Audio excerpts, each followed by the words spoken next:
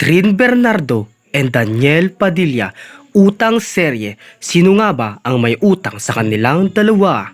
Kikiw! Kikiw, I'm sorry.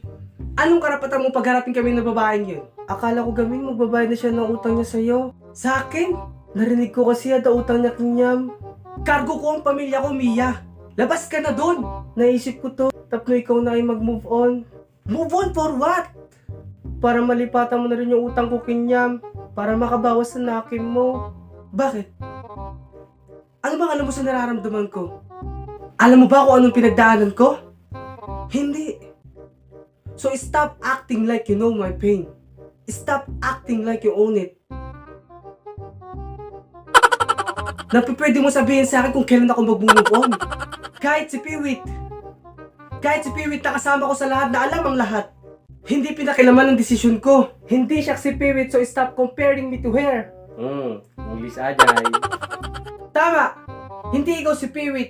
And you will never be Piwit. Piwit is dead, so hindi na siya agsubli kikiw. Pero ang tangkin-tangkin ng ulo mo. Imbaga ko na nga, naawa na siya itoy. Dito siya. Dahil andito siya. Kung matitoy siya. So asan siya? Di mo ako kasango? Wait lang, sumusobra ka na. Kanina ka pa. Acting lang to, siniseryoso mo. Joke lang. Danugi kisan.